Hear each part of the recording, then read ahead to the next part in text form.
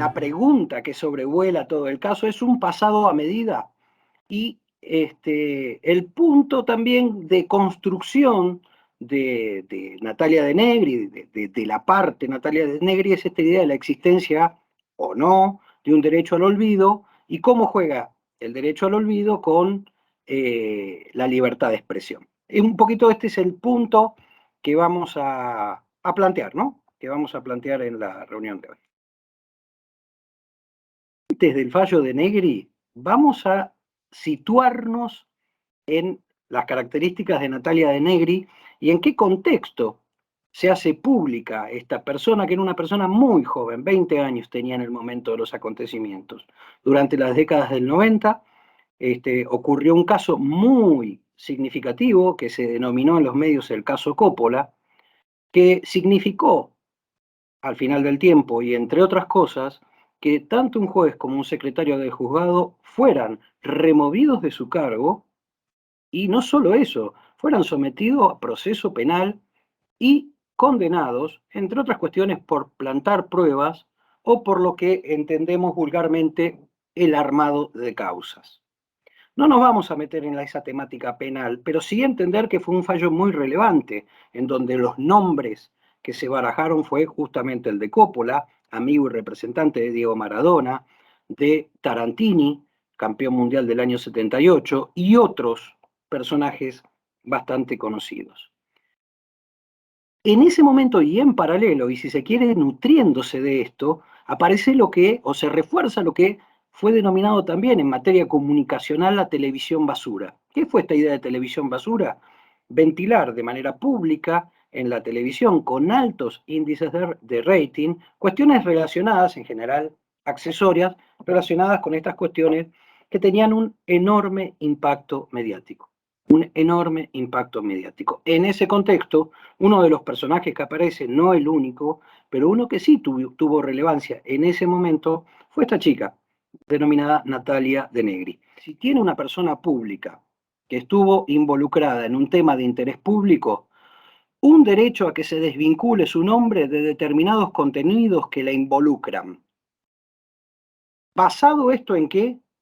En que esos hechos perdieron el interés periodístico por el paso del tiempo, que además resultan inapropiados para la autopercepción que tiene este personaje sobre su identidad actual, es decir, lo que veo ahí, que ocurrió hace 20 años, 30 años, no me representa, no soy yo, y además, si estos hechos lesionan sus derechos al honor actual y a la intimidad actual. La Corte toma la pretensión de Natalia de Negri, que ahora voy a comentar cuál es, y sintetiza todo el planteo en las distintas instancias en intentar responder esta pregunta. ¿Qué era lo que quería Natalia de Negri? Era, primero, anular directamente esos contenidos de esos programas y de esa exposición mediática, o si no, y esto ya es algo que resuelve la Cámara en segunda instancia, desvincularlos de los buscadores de información, lo que se suele llamar técnicamente desindexarlos, o sea, no hacer desaparecer la información de la web, pero sí cercenar, limitar, descolgarlos de los buscadores, con lo que nunca vas a poder llegar a esa página si no tenés el nombre exacto de esa página, si la desvinculas de los buscadores. Recordemos que en este punto vamos a denominar buscadores a proveedores como Google. De hecho, el juicio de Denegri era contra Google, y motores de búsqueda a todo el dispositivo que tienen estos buscadores para justamente buscar información que está indexada,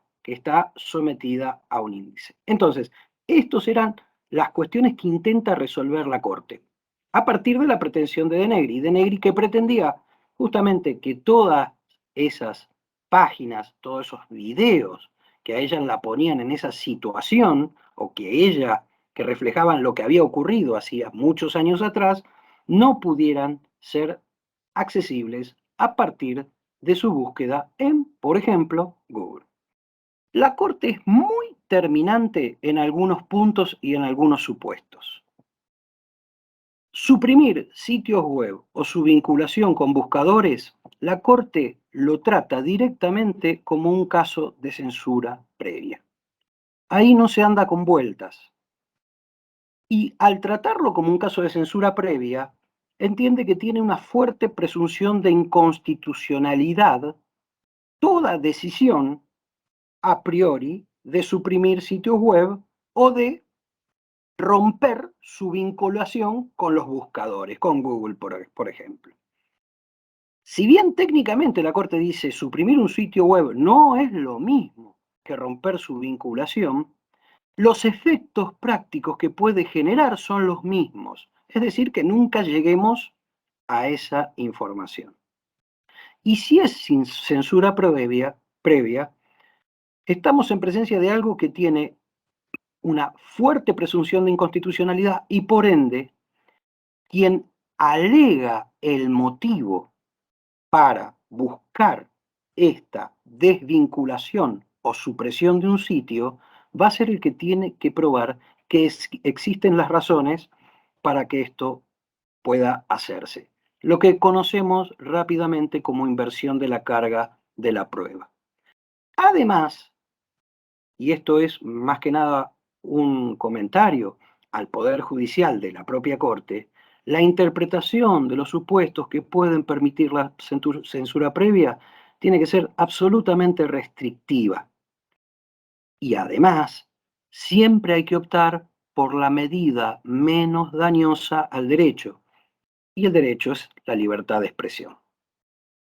Acá me voy a detener un minuto y voy a dejar de presentar por un segundo para remarcar algunas cuestiones.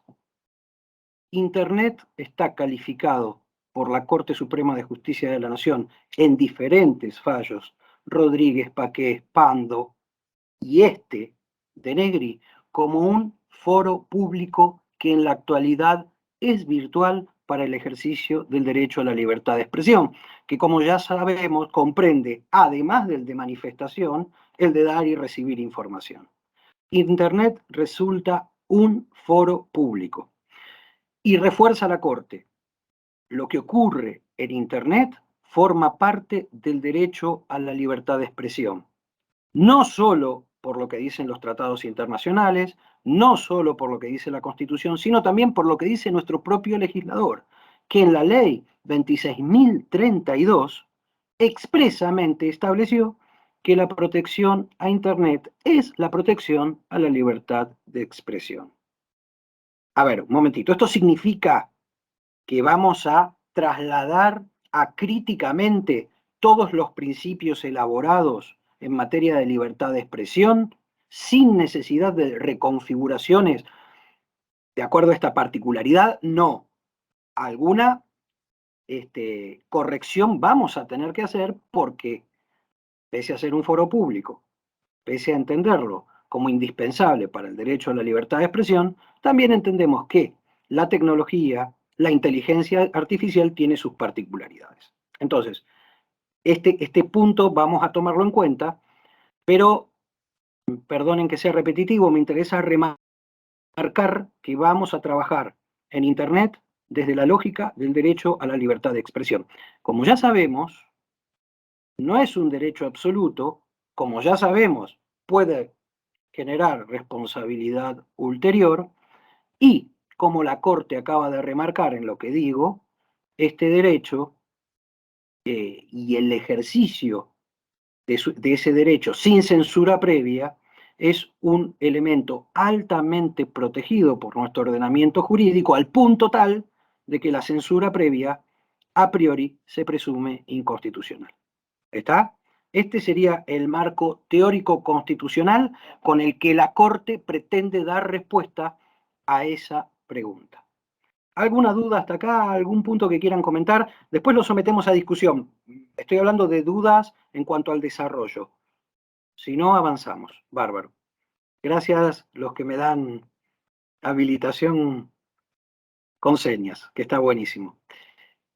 Seguimos avanzando entonces. ¿Cuándo prosperaría una solicitud de bloqueo. Ahí la Corte hace algo que no deberíamos, que es cambiar la terminología. Venía hablando de suprimir páginas o de desindexarlas y de repente nos introduce el concepto de bloqueo. La idea de bloqueo sería suprimir la posibilidad de buscar a partir, por ejemplo, del nombre Natalia de Negri. Que cuando ponga Natalia de Negri, determinadas páginas hayan sacado ese índice, esa etiqueta, y no me aparezcan. Esto sería el bloqueo. ¿Ok? Entonces, si decimos que el bloqueo es censura previa, su utilización es excepcional. Es excepcional. ¿Y cuándo estaría justificado en materia de Internet, en materia de buscadores, esta idea de censura previa, que no es otra cosa que el bloqueo? Cuando estemos en presencia de contenidos ilícitos o cuando estemos en presencia de un daño sufrido que sea ilícito. Y acá la Corte dice, ¿por qué justifico en estas situaciones de ilicitud del contenido un bloqueo previo y no voy al régimen general, que es la reparación posterior, porque Internet tiene esta habilidad, si se quiere, esta característica de que el daño se sigue produciendo en el tiempo. Entonces, no tiene sentido que haga un juicio para reparar a posteriori y diga que se baje cuando, si yo no genero este bloqueo, si yo no genero este bloqueo, el daño, la aparición de la página dañosa va a seguir produciéndose. ¿Está? Entonces, los elementos que permitirían la censura previa, es decir, que prospere una solicitud de bloqueo, serían relacionados o se relacionarían fundamentalmente ilicitud de los contenidos. Entonces, la Corte vuelve al caso y dice, la Cámara, este caso viene a partir de que la Cámara ordenó que se desvincularan, se bloquearan determinados contenidos relacionados con Natalia de Negri. ¿Sí? Y esta desvinculación que ordenó la Cámara, ¿es constitucional o no? ¿Viola la libertad de expresión o no? Y la Corte dice que es indebida esta desvinculación, que viola el derecho a la libertad de expresión. En definitiva, que es inconstitucional. ¿Por qué? Y acá viene un punto importante, porque la información que existía en la web relacionada a Natalia de Negri no era veraz, era lícita y además Natalia de Negri voluntariamente la había dado a publicidad, voluntariamente se había sometido a ir a esos programas y a ir a generar ese contenido. Además, la restricción ordenada por la Cámara a Google es inconstitucional porque Natalia de Negri no era una persona no pública. Natalia de Negri era una persona pública, pero además era una persona pública sometida a un suceso de relevante interés público. Y acá corto un minuto, si me permiten, para subrayar algunas cuestiones. Estamos en presencia de que no era información obtenida de manera ilícita, ni que ella generaba una ilicitud. Es más, era información veraz. Objetivamente, la actora de Negri había contribuido a generar esa información. De Negri es un personaje público, era un personaje público, pero además, el paso del tiempo no había mutado ese carácter de interés público de la cuestión que estaba en juego. ¿Por qué? Porque independientemente del contenido chabacano, vulgar, vergonzoso y vergonzante para el hoy de Natalia de Negri, había sido dado en un contexto de un caso que ni más ni menos había generado la remoción de un juez y un secretario federal, que había generado un escándalo público, un escándalo en el Poder Judicial y la cárcel de esos funcionarios. O sea, era evidentemente un caso que tenía interés público. Y es más, que tenía y tiene interés histórico. No era meramente un interés periodístico del momento, sino que eso había generado un interés a lo largo del tiempo.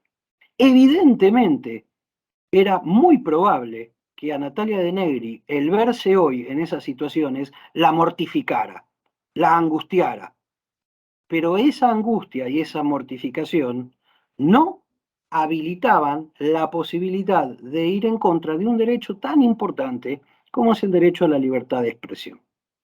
¿Está? Esto es lo que planteó claramente la Corte. Dio por sentado que Natalia de Negri es una persona pública, era una persona pública, era una persona que se valió de esa publicidad a futuro para incluso iniciar una carrera que después, con otras cualidades muy loables, construyó exitosamente, pero arrancó desde ahí, y que además lo importante, muy importante, en relación al debate público. ¿Está? Si cada personaje público que participa en el debate público en el futuro se arrepiente o deja de percibirse como se veía en ese momento, vamos a estar en presencia, primero, de soluciones contradictorias, porque De Negri había participado en programas donde había otras personas que por ahí quieren que eso se siga viendo, por ejemplo. ¿Y por qué lo vamos a censurar? Porque De Negri se ve y se angustia. Primer punto. Y segundo punto, también relevante en esta cuestión, más allá de las percepciones y de las autopercepciones, ¿quién es el que establece o no lo chabacano, lo vulgar de un contenido al punto tal de su supresión o de su desvinculación de la web? Esto es otro punto en donde la Corte es terminante. El debate debe ser público, el debate debe ser robusto, el acceso a la información debe ser absolutamente libre, siempre que no haya ilicitud, y por más que el contenido roce lo chabacano, lo vulgar, ese contenido debe seguir estando de manera accesible si no queremos violar el derecho a la libertad de expresión. La Corte no es, si se quiere, inocente. Los buscadores presentan la información no o no de manera objetivable en relación, por ejemplo, a cantidad de visitas que tienen los sitios. ¿Sí?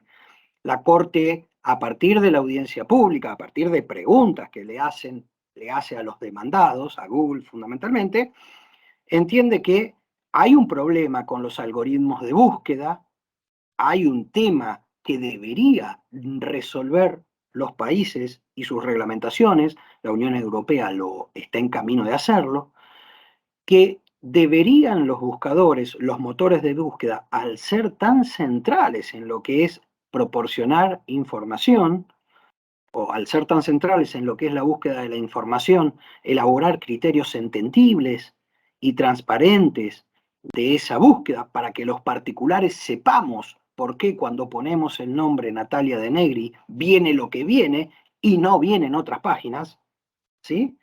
Y justamente establecer criterios de ordenación de la información.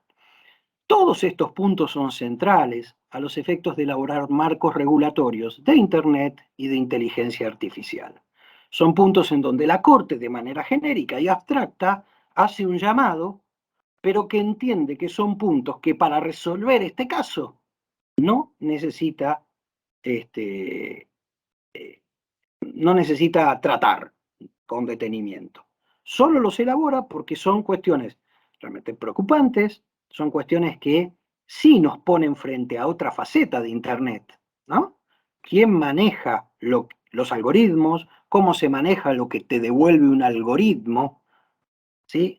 Que te devuelva siempre lo mismo no está en algún punto, de alguna manera, orientando la información que vos recibís y evitando que recibas otra. ¿Está? ¿Qué pasa con esto de la neutralidad de la web? ¿Qué pasa con esto de queremos que sea neutra, no queremos que sea neutra? ¿Qué entendemos por neutralidad de la web? Todos estos puntos son temas centrales y que quedan abiertos para normativas futuras. La Corte no establece acá principios, básicamente acá y de manera genérica establece preocupaciones. Este es un punto que no quería dejar de tocar, es un punto final de su caso, pero bueno, este sería básicamente el caso de Negri. Recordemos un poquito Rodríguez, que es el primer antecedente, también Rodríguez con Google, y veamos cuál es la diferencia. En Rodríguez estamos en presencia de la utilización ilegal de la imagen de la modelo utilizada en páginas de pornografía o de oferta sexual. ¿Está? Ese era el punto. Y por eso, ahí sí corre la desvinculación, pero no corre, y esto también me interesa remarcarlo, la responsabilidad de los motores de búsqueda. No hay responsabilidad objetiva en los motores de búsqueda.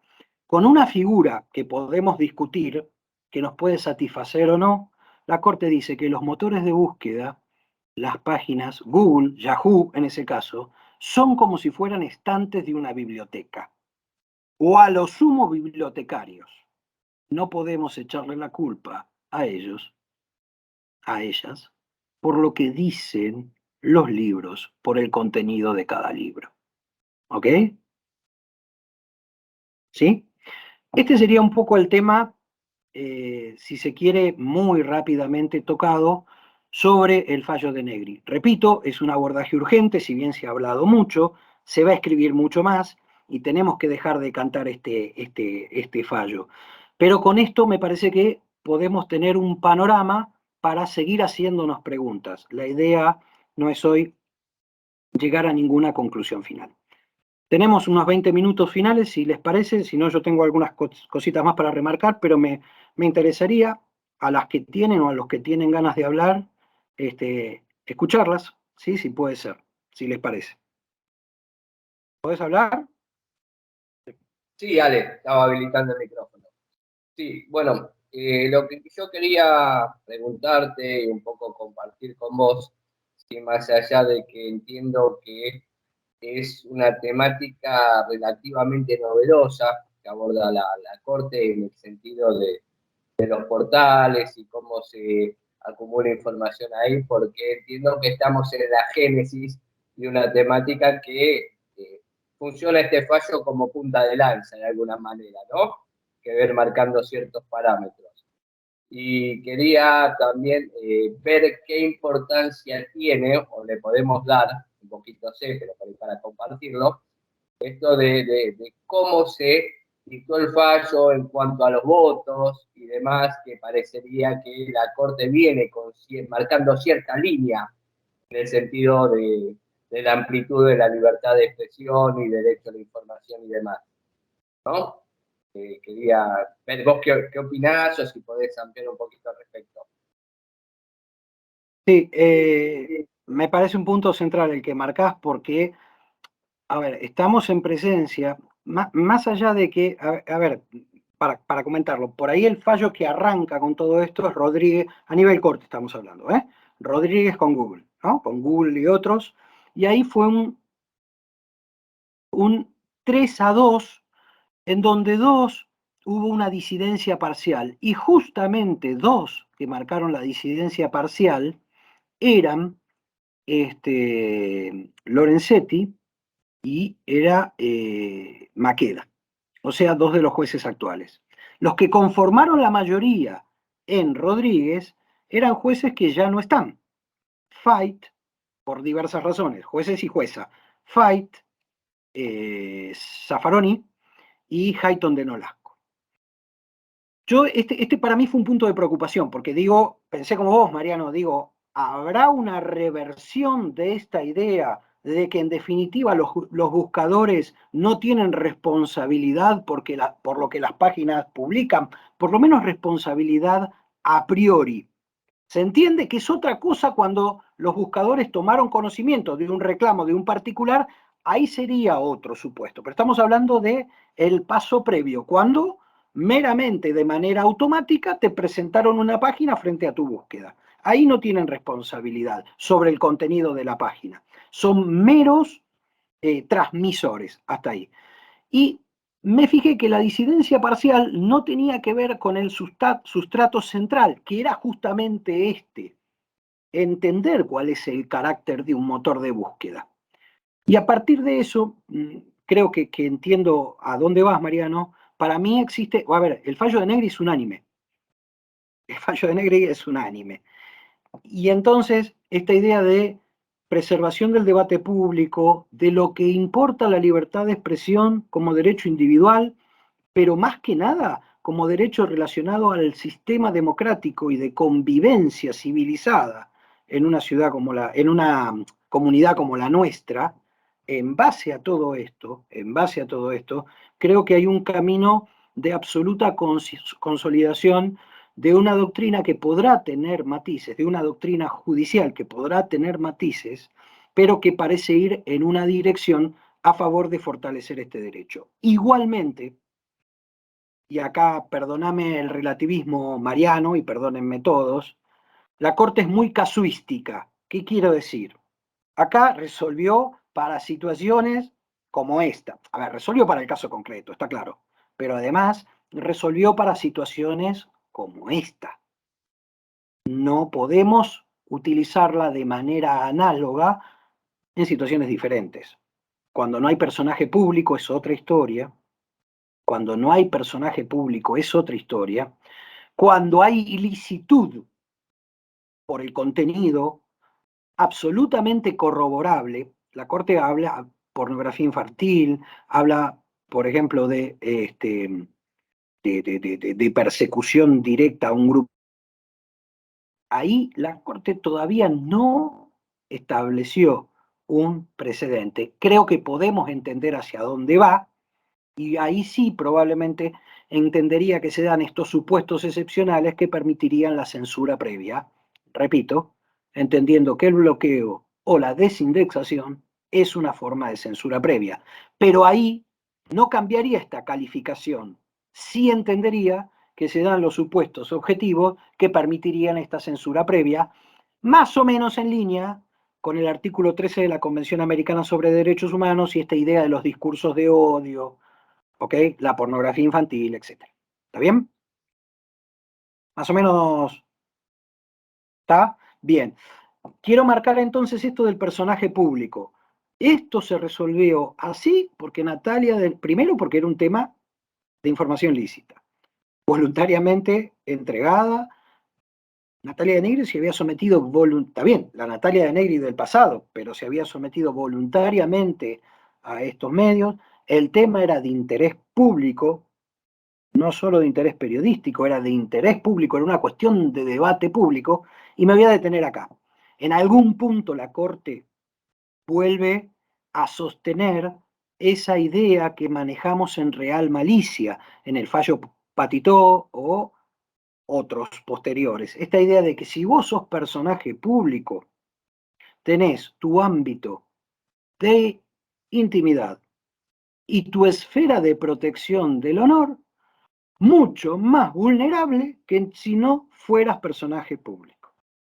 Porque hay un voluntario sometimiento a esta idea, a este escrutinio público, y porque en algún punto se presume que tenés mayores herramientas para contrarrestar este discurso negativo que puede lesionar tu honor, tu buen nombre, o que puede violar tu privacidad o tu intimidad.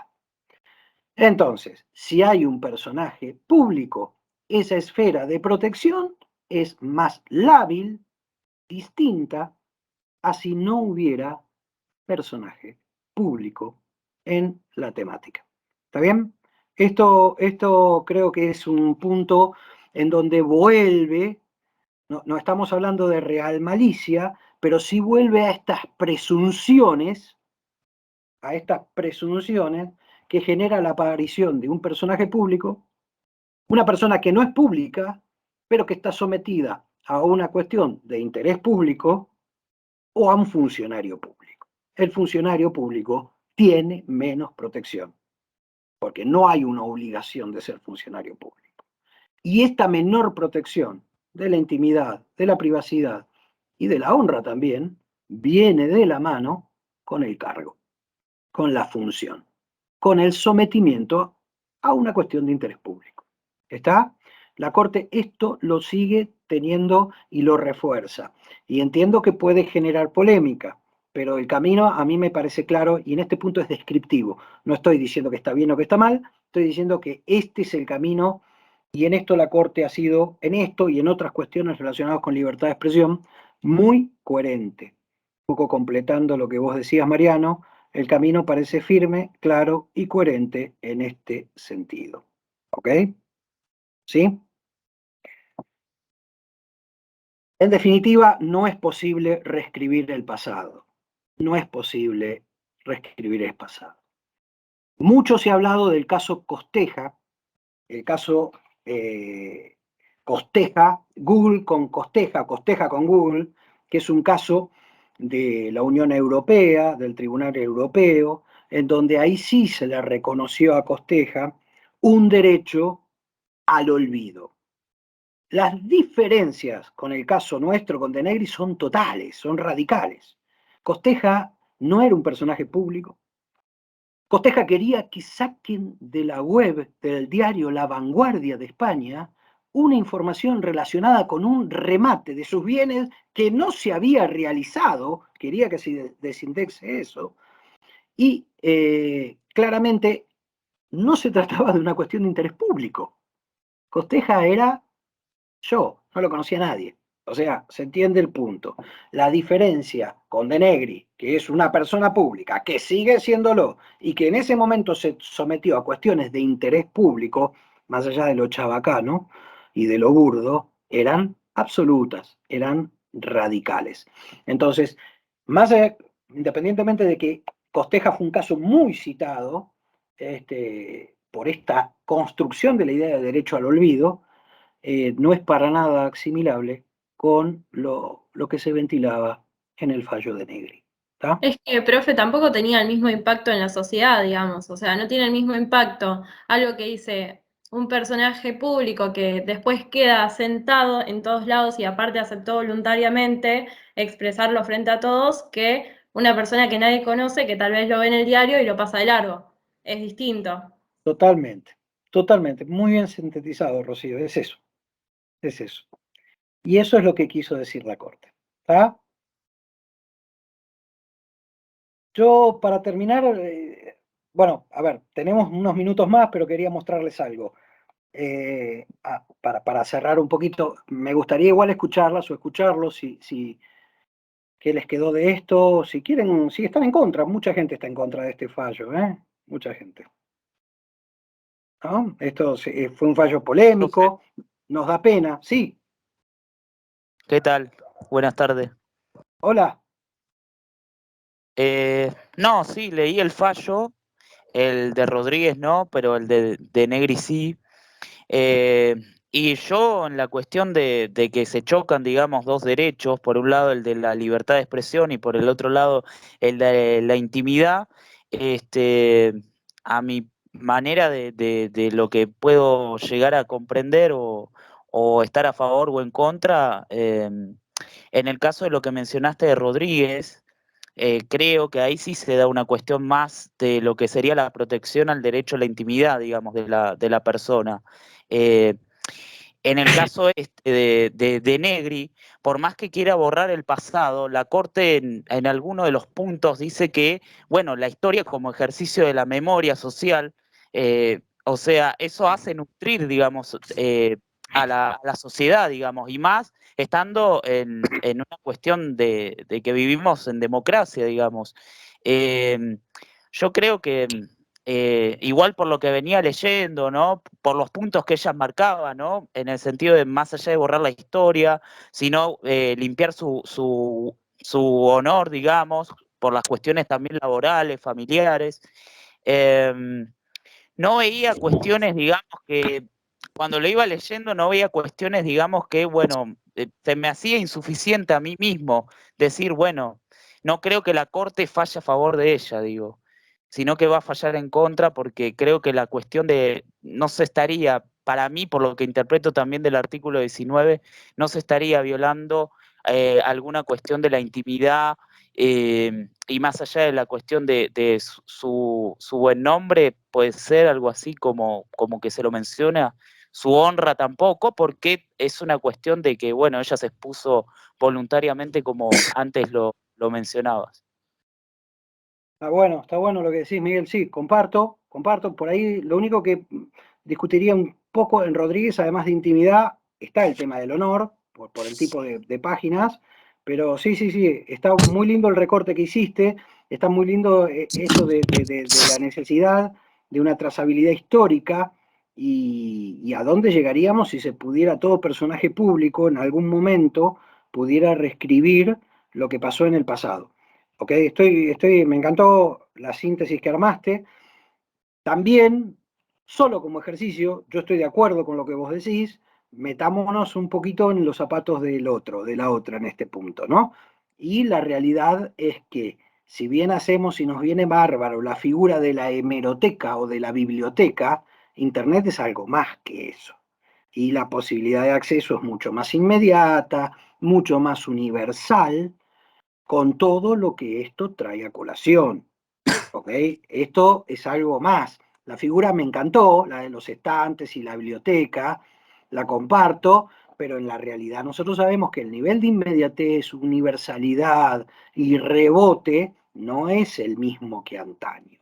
En ese punto, creo que alguna precaución deberíamos tener como individuos, porque el monstruo que se nos cae encima es muy grande también. Te repito, digo todo esto en un contexto de compartir lo que vos decís, ¿ok? Y de compartir lo que resolvió la Corte. Y me encantó lo que resolvió la Corte. Pero guarda. Estamos en presencia de algo que es bastante más complejo para el individuo, para las personas, que la información en una biblioteca e incluso que la información en un diario de papel. Mucho más incontrolable, si se quiere, en cuanto a su posibilidad de divulgación. Solo para tenerlo en cuenta. No estoy planteando efectos jurídicos de esto todavía. ¿Ok? ¿Sí? Está bien. Como un punto, ¿eh? O sea, suscribo 100% lo que vos dijiste. ¿Está? Esto es como un punto, creo que hay que tener en cuenta. Hay que tener en cuenta también cuando nos sometemos a cuestiones de discusión pública. Y hay que tener en cuenta también la importancia del debate público y esta idea de construcción de la historia, ¿no? Y de la no reelaboración de la historia, la necesidad de tener esta información y estos hechos y la posibilidad de acceder a los mismos. ¿Ok? Bien. Está bueno. Gracias, Miguel. ¿Te ¿Alguien más? puedo consultar? Todo. Sí. Puede ser que en uno de los puntos, o sea, para ir a su favor, ella dice que, digamos, los buscadores el Google, ¿no? Vos ponías su nombre y el mismo algoritmo crea a su vez, digamos, un cierto perfil de la persona, ¿no? Puede ser Esto lo esa dice la cuestión. Corte, además. Esto lo dice la Corte en ese famoso considerando 23. Cuando Sí. solo te traen como primera fuente de lo que te traen lo mismo relacionado a, en definitiva te están creando un perfil informático, porque nosotros en general no solemos ir a la página 2 o a la página 3 en un buscador, nos quedamos con la primera página, que serán los 10 primeros links o los 10 primeros videos que aparecen. ¿Ok?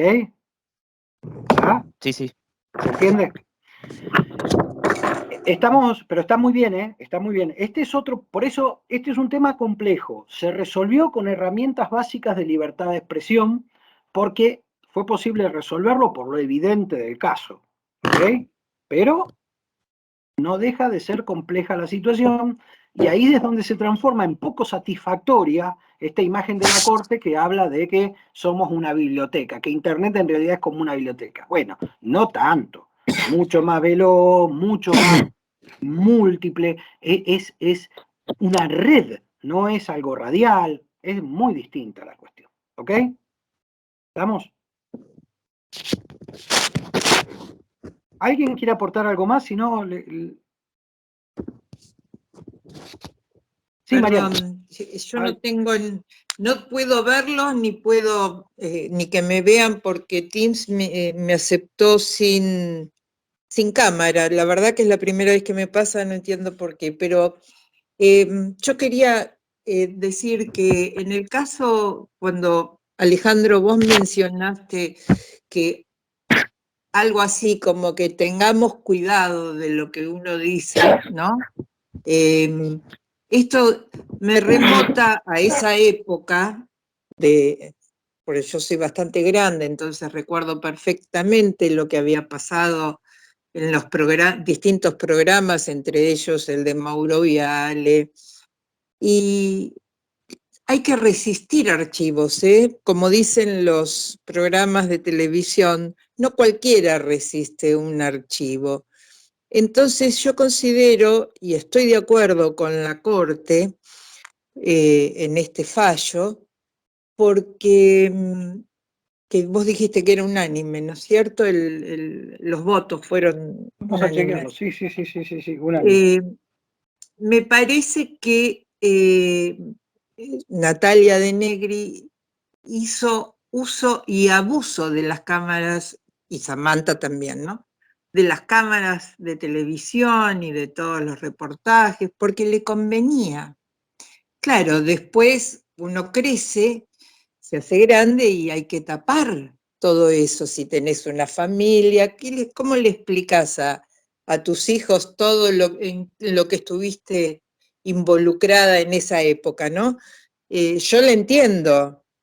Tal vez me pongo en su lugar y tal vez me pasaría lo mismo, pero hoy por hoy todos los medios masivos de comunicación van, como bien dijiste, a una velocidad que ni nosotros mismos nos damos cuenta, al menos yo que soy bastante grande, y me pasa esto de cuando entro en un buscador me mandan a varias páginas y es más, cuando busco algo te dice sin tal cosa, buscaste algo y te pone sin, no sé, me pasa con algún fallo que busco, que doy el número del fallo y no lo puedo encontrar. O sea, hay que tener cuidado del manejo de todo esto. Seguro, Eso quería. Sí, estoy de acuerdo, y en el contexto encima de un tema de interés público, que Claro. ese es el otro condimento importante. Repito, estamos hablando de algo muy severo. Lo que pasó fue muy serio. Estamos hablando de tráfico de estupefacientes, de consumo, de pruebas plantadas, de esto hecho desde la actividad estatal o paraestatal. Bueno, no es chiste, no es chiste. Estoy de acuerdo totalmente, Ida, ¿eh? Estoy de acuerdo. Gracias. Mariano, a vos.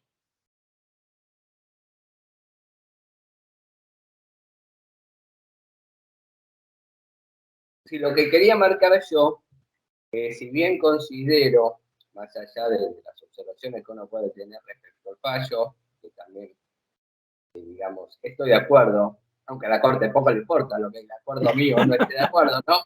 Más allá de esto que siempre bromeamos nosotros. Bien entiendo que Natalia De Negri sí tiene derecho al olvido, pero en este caso ese derecho, ¿sí? De alguna manera está contrapuesto a otros derechos que tiene la ciudadanía en pos del interés público, ¿sí? Y que de una serie de derechos, como puede ser el acceso a la información y el consecuente o la consecuente libertad de prensa, ¿sí? El derecho que todos tenemos al debate público en base a temáticas de interés, ¿sí? Al acceso a poder hacer un relevamiento histórico, y que todos estos derechos, de alguna manera, entiendo yo, que hacen al sistema democrático que rige nuestro Estado de Derecho. Entonces ahí potencialmente el derecho o el interés que pueda tener la señora De Negri digamos, en borrar su historial de la net, ¿sí? Tiene, digamos, o queda retrasado con todos estos derechos que tenemos todos nosotros como ciudadanos en cuanto a un sistema democrático, ¿no? Que es un pilar fundamental de nuestro Estado de Derecho. ¿Sí? No sé si fue claro lo que quise decir. Clarísimo. Por otro lado, hay un montón de derechos a los cuales todos tenemos o debemos tener acceso y poder ejercerlo, ¿sí? Y en este caso, bueno, el interés y el derecho de Natalia de Negri debe quedar, ¿sí?, relegado a los intereses públicos, ¿no? Claro, perdone, voy a decir algo más, Mariano, totalmente de acuerdo, y te agrego otro derecho, el derecho a enseñar y aprender, que tenemos todos nosotros que estamos en la universidad, y que tratamos de que los alumnos y nosotros mismos aprendamos, ¿no es cierto?, a través del análisis de estos fallos. Totalmente de acuerdo. Está muy bien, está muy bien. Me parece que lo que dijeron, no sé si alguien más quiere hablar, pero Mariano, Ida, es un lindo cierre a esta charla, ¿no? Esta idea de sistema democrático y de el derecho a la libertad de expresión y el derecho social, ¿no? Está muy bien. Totalmente. Bueno, no sé, para terminar, si tienen ganas, les quería mostrar algo. ¿Ustedes googlearon Natalia de Negri hoy?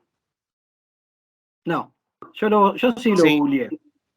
¿Sí? Y miren lo que aparece. Bueno, los que ya lo googlearon no será sorpresa, pero para mí, cuando preparaba esto, hace unos días, googleé Natalia de Negri. Y a fuerza de fallos de corte perdidos, no sé si ahí ven la página, a fuerza de fallos de corte perdidos, lo que parece, mi buscador por lo menos, es todo relacionado o con su actualidad artística o con el fallo de corte, pero no con los escándalos con Mauro Viale. En algún punto, por lo menos en esta primer página, en algún punto, Natalia de Negri perdiendo, ganó su cometido. En algún punto perdiendo, Natalia de Negri, para muchos de acá en adelante, va a ser más un fallo de corte que un escándalo mediático. Sí, pero de alguna manera reavivó todo aquel pasado que quería tapar. Si bien hoy el título es fallo de corte, ¿sí?, y no son las mujeres de Coppola, como era en algún momento, Coppola, Maradona y compañía, ¿sí?, cambió el título por fallo de corte. Ahora, aquellos que tienen, digamos, esta cuestión de investigar y de ir más a fondo, y sobre todo a los chicos más jóvenes que ven en pantalla, que por ahí no sabían ni de qué se trataba, porque más de uno no sabía, hoy en día empezaron a indagar y saben cuál es todo su historia, no solo su presente, por el fallo de corte y por la actualidad, digamos, artística que Natalia tiene en otro país, también de alguna manera también fue contraproducente, creo, ¿no? Más allá con esta dualidad. Está bien, tiene estas dos cosas. Tiene estas dos cosas. Apareció y a futuro será un fallo. A futuro será un Ponseti de Balbín, ¿no? O un Basterrica. Para nosotros, sin lugar a duda. Para nosotros seguro. Está muy bien. Bueno, creo que está bueno como cierre esto. Si les parece...